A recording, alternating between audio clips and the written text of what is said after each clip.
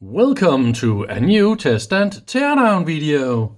This time we're going to play a little bit with the laser unit from my previous video, the spectrometer thingy. So here is I think this is the blast test sample laser. So it says a CV laser, 10 watts. But it is unfortunately not a visible laser, so it's a 730 nanometers. There isn't any brand's name or numbers. They are just a purchaser and relabeling thingy, so I don't think they made this laser unit. And here's the output and a little safety switch. So it looks really nice, by the way. Super duper quality. So let's open and see what we can find inside.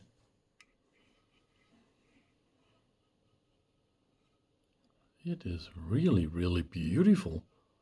So it's a fiber.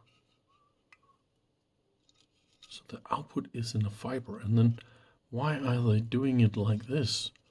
And then into a little fiber here, and then it says here the anode and cathode for the LED. It is a Bruker, and here is, we can probably look up the little laser chip here from China, and there is no, this is probably not a connector, this is just the way it is. You can't really poke this out, I guess. This one, there's a little sense resistor for current, and look at that. It is bent, broken, or melted.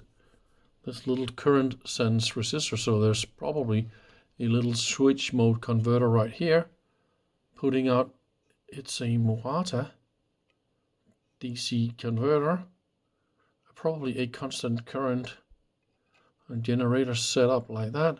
And then the feedback current goes via this little resistor, and that is bent and broken like that. It's not supposed to look like that.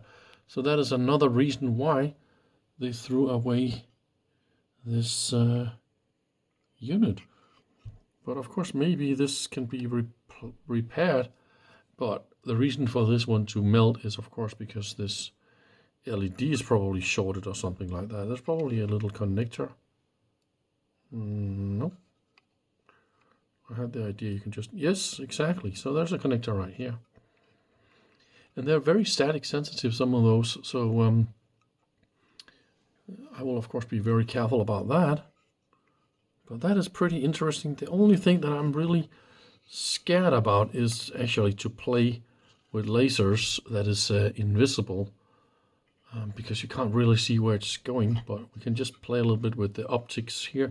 It's probably focusing, not here, but inside this unit it was mounted in, and it's probably actually that far in. And I don't think I had any other optics here. I only had glasses. So yeah, it's maybe just going into a tiny little beam and then go straight into the thing that I was playing around with. So yeah, we can definitely remove all those things and have a little look at this little safety switch. So here at the end, this little screw here was holding this little adjustment cover. So look at those little set screws with ultrafine threads and little springs. This is, of course, to adjust the mirror angle. So when you turn these, you actually flip the mirror, and this way hits exactly where you want to hit. So I love these kind of laser adjustments and fantastic things. But I also want to show the circuit board a little bit better. When it is out, you can see it a little bit better. So we got the power supply module, Datel, and nice indication here with the laser connection. And we got some text that tells us about compensation, shunt positive, shunt negative. And here's a little fun thing, Strom, and that means current in German. So why is this written in German? See, interlock ready, see that's English. And then we got the bestückt, assembled. And that is English again. So they're doing a little bit of only one little thing only in German, so that is pretty funny. And of course there's a little remote on off, and the circuit board is mounted with the grounding, and it is of course I think it is a 4-layer board, right? A little isolated here, and there's probably a little bit of some filter components. And look at that little resistor here. This is not looking super good, is it? But yeah, it is quite clear the sense resistor is completely broken. Then most likely just that one. So I was able to Google a little bit around, and the fun thing is I actually found exactly this unit.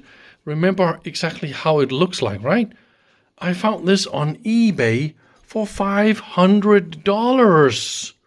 I was also able to look up the diode, and I think this is more or less the correct diode.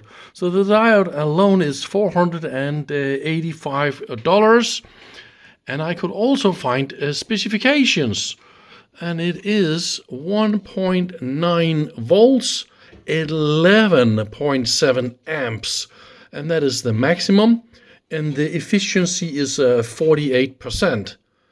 So let's just try with a little bit of juice just to be safe. And my setup is like this. So I got, over here. So I got a dark coated piece of wood. And this is in a good safe distance. I will of course set up the camera like this. And I will of course only look at the camera. So I'm not going to have a direct look at whatever is happening. And the input power here is 1.4 amps. That is all. So let's have a look what is going to happen. See? Immediately we get a nice burn and smoke. And this was 2 watts of input, so that is 1 watt output.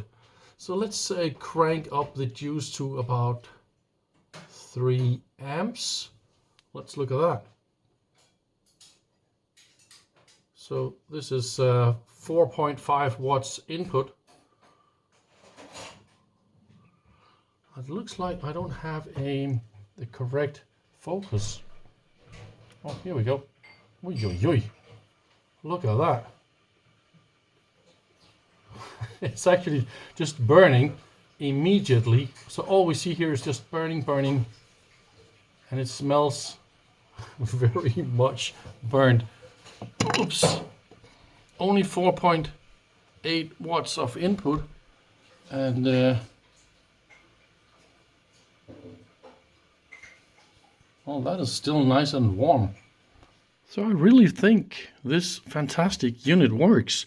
So now I'll just pack it down and save it for a cool future project.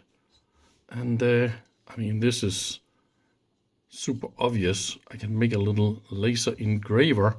This is directly, I mean, you can mount this directly on one of those old 3D printers or whatever you want, and then you have a nice little laser engraver.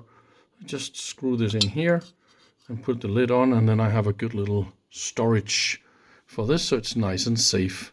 And of course I wrote the little specifications here so I can remember this for the future. So thank you very much for watching. See you around. Bye bye.